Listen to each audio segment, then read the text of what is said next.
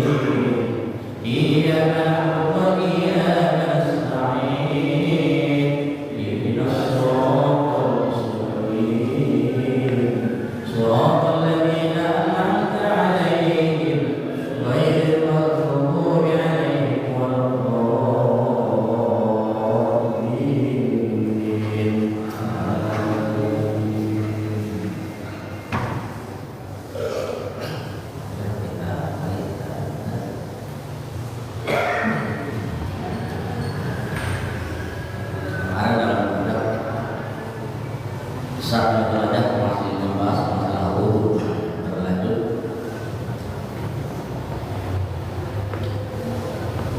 Wa an Ali radhiyallahu anhu anna Rasulullah sallallahu alaihi wasallam bersabda Nabi sallallahu alaihi wasallam, kata Sayyidina Ali, lil wudu'i syaitan. Dia bersabda, bagi wudu itu syaitan, ada syaitan. Yuqalu lahu walqan, yang dikatakan kepadanya yaitu walqan. Fattaquhu aw qala, maka takutilah dia atas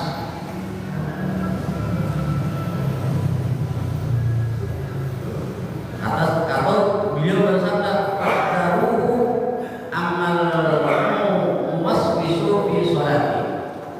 Jadi ada yang disebut syaitan namanya walqan, itu yang menghalang-halangi orang untuk berwudu atau bersuci.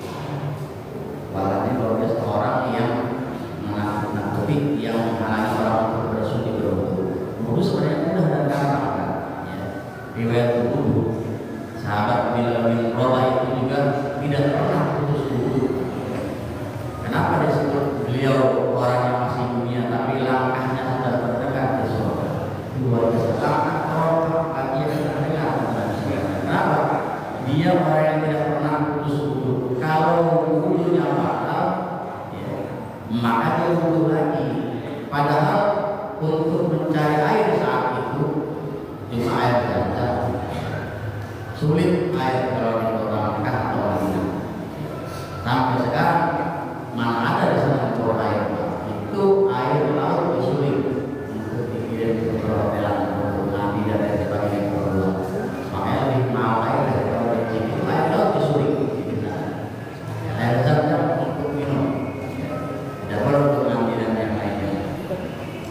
Nah, sedangkan kita sekarang dimudahkan, bahkan di dalam kamarnya itu ada hubungan tempat wudu, ada kamar mandi. Tapi kenapa wudu malas?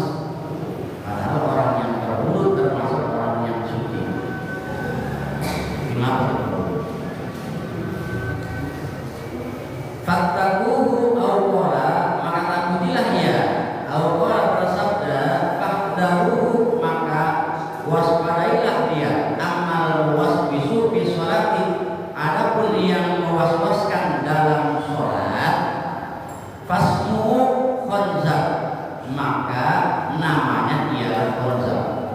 Berarti kalau ada orang yang diganggu ketika mau sholat, was-was, usol, bukan aja. Ada yang namanya was-was, medisnya ada di kita. Namanya syaitan yang mengganggu, namanya khonzab. Makanya ketika kita mau mendirikan sholat, disunahkan membaca qul a'udzu birabbin nas, malikin nas, ilahin nas, min syarril waswasil khannas, agar kita tidak diganggu oleh syaitan namanya khonzab. Sampai kita tahu. Artinya ketika kita melakukan sesuatu, yakinlah, jangan sampai kita ragu-ragu. Usolli. Usul lagi, namanya diganggu oleh syaitan. Jangan sampai dia terganggu oleh namanya khonzab. Bifathil qa'il mu'jamati, dengan fathah qa yang diniatkan dan disukun nun, kama fil qamusi, sebagaimana di dalam qamus, di dalam hadis. Sampai kita terganggu oleh namanya setan khonzab dan walqan. Walqan yang menghalangi orang untuk tidak berwudu, sedangkan khonzab namanya setan, orang yang membuat manusia was-was ketika mau mendirikan sholat. Baik, wal maqalatul rabi'atu, dan masalah yang keempat. Qala Utsman radhiyallahu anhu, berkata Sayyidina Utsman radhiyallahu anhu, man hafidhu sholawati khamsa liwaqtiha, barang siapa yang memelihara sholat-sholat yang 5 waktu, liwaqtiha, tepat pada waktunya, wada dan menetap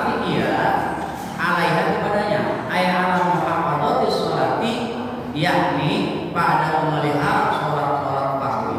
Nah, makanya dalam Quran dijelaskan as-sholatu li waqtiha. Sholatlah tepat pada waktunya. Masalah sholat akan dibahas sholat. Kenapa sholat harus tepat waktu? Saya katakan sekarang kalau maghrib disebut maghrib, ada yang disebut sunnah ba'diyah maghrib. Dilakukan ba'diyah setelah sholat fardu. Sedangkan setelah azan tidak ada qobliyah. Kita misalkan sudah mau habis waktu jamnya, orang menit sholat di depan lagi sholat. Kalau kita mau sholat paling belakang karena waktunya tinggal 1 menit. Sedangkan qobliyah tidak ada sebelum maghrib. Kenapa orang pada berdiri? Begini ceritanya. Maksudnya daripada kita masuk masjid kemudian mendengarkan muadzin, setelah itu kita ngobrol. Lebih baik kita sholat 2 rakaat qobliyah bagi orang yang mau kata Rasulullah. Yang tidak mau silakan duduk dan mengucapkan subhanallah walhamdulillahi wa la ilaha illallah wallahu akbar 3 kali. Seperti dalam keterangan kita ini. Jadi tidak ada qobliyah maghrib. Jangan buru-buru mengejar qobliyah. Maghrib tidak ada. Adanya ba'diyah setelah maghrib. Kenapa? Daripada kita ngobrol lebih baik melaksanakan 2 rakaat qobliyah. Begitu daripada kita ngobrol. Ya, jadi kita harus paham juga karena maghrib waktunya sempit, pendek. Jadi siapa ayat al-muhammadatu sholati, yakni pada memelihara sholat-sholat fardu, akramallahu bitis'i karamatin, maka memuliakan kepadanya Allah dengan 9 karamah. Orang yang memelihara sholat yang 5 waktu, sholat subuh di pertama, zuhur, asar, maghrib dan isya. Maksudnya memelihara waktu-waktunya tepat, syarat rukunnya jelas, ya, sunnah-sunnahnya kita paham. Sebenarnya ada berapa sih Pak sunnah sholat? Sholat dalam sholat sunnah ada 2. Pertama sunnah akad, yang kedua sunnah haid. Sunnah akad apabila kita lupa untuk melaksanakannya maka diganti dengan sujud sahwi. Itu bagi yang aswaja. Aswaja itu apa? Ahli sunnah wal jamaah. Atau NU. Misalkan kita lupa. Nah, setelah kita 2 rakaat, mestinya kan tasawuf awal, at-tahiyat yang kita berdiri terus begini. Enggak usah berdiri lagi, duduk lagi. Kalau kita sudah begini, jangan duduk lagi, maka batal sholat kita karena sudah berdiri dulu. Tapi kalau masih begini, lupa langsung duduk lagi. Tapi kalau sudah berdiri begini, tidak usah kita duduk lagi, langsung berdiri. Tidak perlu tasawuf awal walaupun sholat maghrib. Sebelum salam, sahwi pengganti tadi karena itu sunnah akan diganti dengan sujud subhanallah la ilaha bahasa baru salah. Kan mudah bergampang. Jangan sampai subhanallah, subhanallah dari mana alatnya Pak? Ya, jadi harus paham dulu. Jadi harus menjaga sholat-sholat rukun, syarat rukunnya sholat, maka Allah akan memberikan, memuliakan kepadanya dengan 9 karamah. Orang yang menjaga sholat fardu yang 5 kali. Ini bukan yang menjaga. Saya udah jaga syarat rukunnya, tapi sholatnya jam 2:30.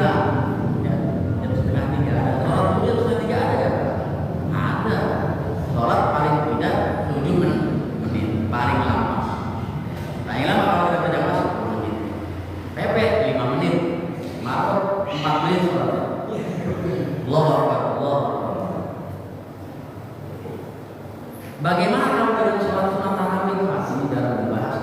Jadi kita ini nasoih dunia. Sholat sunat tarawih itu sholat sunat atau sholat fardu tidak ada bedanya cara rukunnya atau bacaannya atau iktidalnya atau tumaninahnya harus sama sebenarnya. Berarti yang dilakukan sebelah kepada kita Allah Bismillahirrahmanirrahim. Alhamdulillahirabbil alamin. Innal ladzina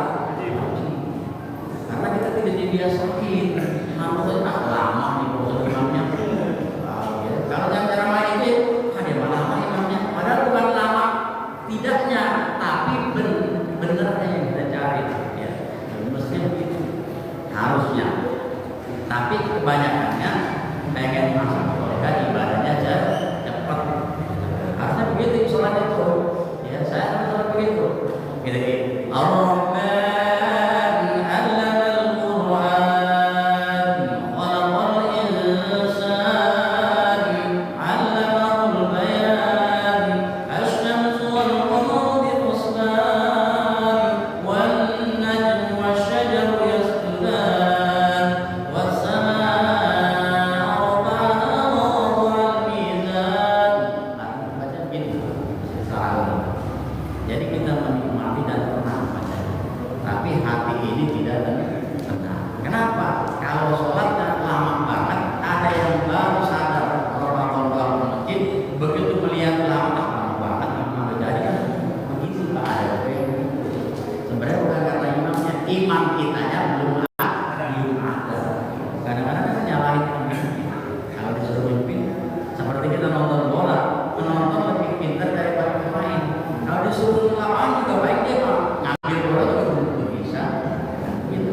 Menilai orang lebih gampang ketimbang.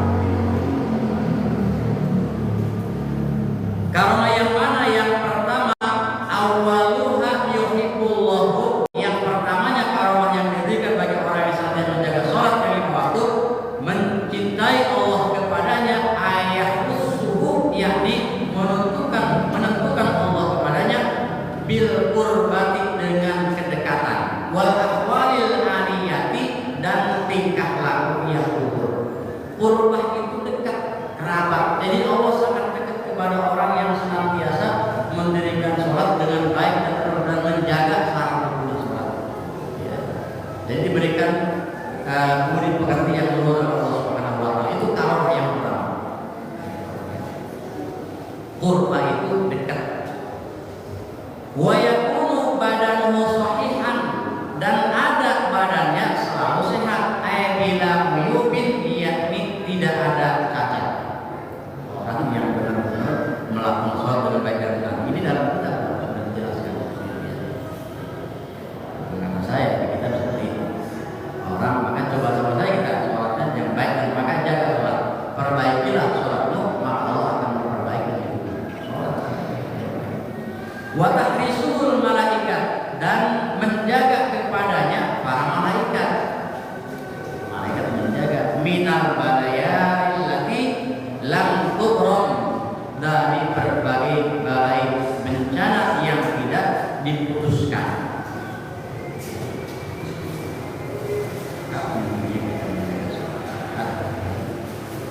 Yang pertama. Kemudian wa tanzilul barakati, dan yang kedua turunnya keberkahan, al khairul katsir, kebaikan yang banyak. Sudah barokah, ya, kebaikannya banyak, keberkahan. Berkah itu apa sih? Barokah disebut barokah itu sedikit cukup, banyak sih bisa. Kalau disebut barokah, jangankan sedikit, banyak aja pula. Kalau udah pengen satu, pengen dua. Kalau punya dua, pengen tiga. Kalau tiga dua, pengen punya empat. Namanya aja barokah. Kalau barokah mah gitu, berkah namanya.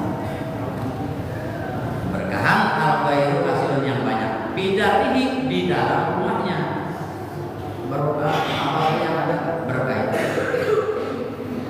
Wa yadharu ala wajhihi simas salihina, dan tampak dari mukanya ciri-ciri orang-orang yang soleh. Ini fakta, orang yang soleh disebut orang yang rajin ibadah belum tentu. Orang yang jidatnya hitam kayak listrik belum tentu tidak hitamnya. Itu ahli sholat jidatnya sampai hitam. Saya kasih minyak kayu putih ya. Kalau kasih sholat kasih minyaknya. Kalau sudah bisa jalan nih yang lama yang kencangnya, jadi jidatnya jadi hitam. Kenapa? Dalam sejarah Nabi tidak ada jidatnya itu hitam. Yang paling sering sujud Nabi, sholatnya sujudnya lama sekali. Kenapa jidatnya tidak hitam? Banyak sejarah-sejarah. Bukan berarti ya udah pasti sih kalau kita sering sujud pasti ada bekasnya. Tapi disebut di situ kalau badri ibu kayak belum pernah dilihat orang ini kesolehannya atau tidak, itu nanti di yaumil akhirat nanti pada masalah. Disebut kalau badri ibu kayak belum pernah bercahaya mukanya, bukan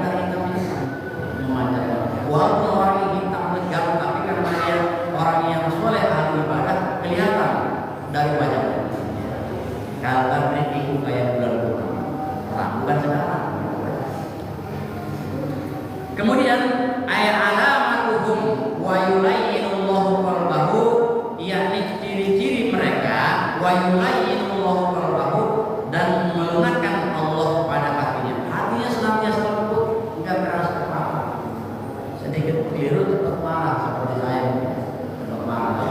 Kalau lihat anak-anak di sana saya marah. Kenapa? Karena belum lunak hati. Marahnya ada sebab.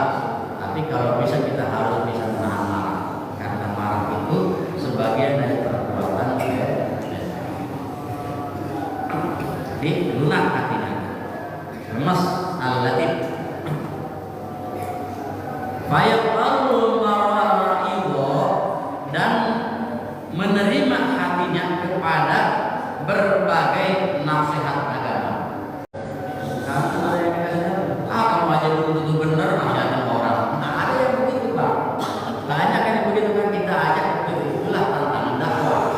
Kalau kita lihat saudara kita ketika Allah masih di kendaraan atau masih main siapa kita ada, kita masih begitu. Maksudnya harus dinaya dulu, itu begitu. Itu tantangan dakwah.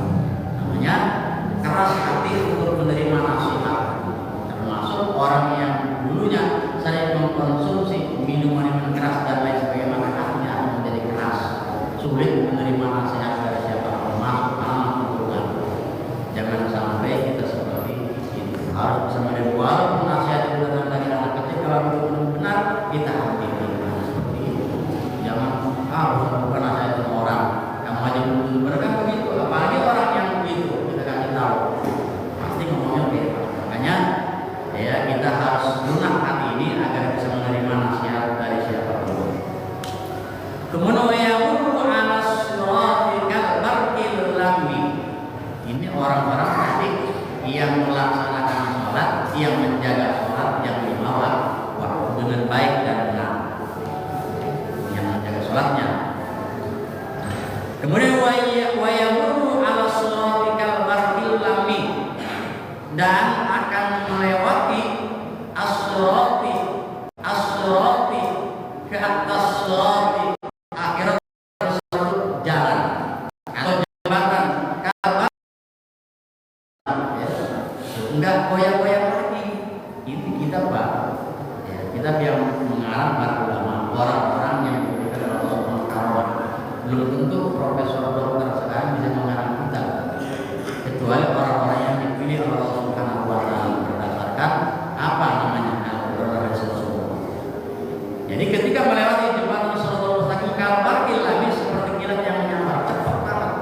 Tahu-tahu saya ada di sebelah sana. Mudah-mudahan kita seperti itu, Pak ya.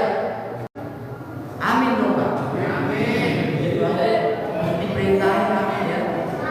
Mudah-mudahan kita ketika nyebrang jembatan Shiratal Mustaqim kal barqil lammi, seperti kilat yang menyambar. Amin. Emang mau goyang-goyang terus jatuh ke bawah tuh? Oh enggak ya. Kalau kepleset paling tangannya putus ya kan. Gimana seperti pedang yang dibilang tajam itu lebih pedang. Ya, bayangkan. Nah, seperti itu. Kemudian kalau ada yang berkata emang benar apa enggak, itu namanya ragu. Kasihan orang yang ragu, berarti dia tidak percaya kepada Allah. Kemudian ayat mudhi'i wa yudhillahu, yakni yang menerangi dan menyelamatkan Allah kepadanya minan nar, dari api neraka. Kalau kita sudah nyebrang jembatan itu sampai ujung, berarti selamat daripada api neraka. Orang-orang yang menjaga sholat yang baik dan benar, makanya jangan terburu-buru bayar sholatnya. Kalau yang belum paham kita belajar fikihnya, kalau belum paham hanya kita belajar kepada guru itu, Pak, lihat ibadah kita benar. Kadang-kadang kan dari siapa ngaji juga ya begitu saja. Ya, saya yakin kalau dikumpulkan bukan ngomong satu RW ini, yang lagi berapa puluh orang yang paham masalah fikih, maka kita harus selagi kita ada di dunia ini manfaatkan ya. Ya, jadi pergunakanlah masa mudamu sebelum datang masa tua. Masa muda dipergunakan.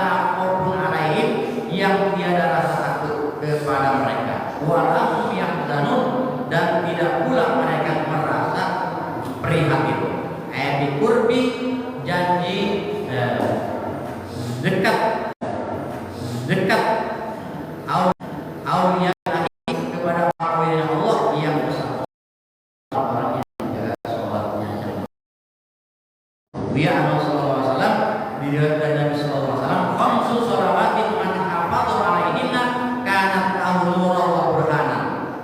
5 kali salat fardu man hafadha 'alaihinna, barang siapa yang memelihara 'alaihinna kepada salat itu, kanat lahu, maka ada salat itu nuran, ada baginya cahaya, wa burhanan, dan dalil, wa najata yaumil qiyamati, dan keselamatan pada hari kiamat.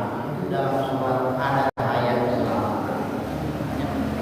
Wa malam yuhammid alaihinna, dan barang siapa yang tidak memelihara kepadanya, lam takun lahu nuran, maka tidak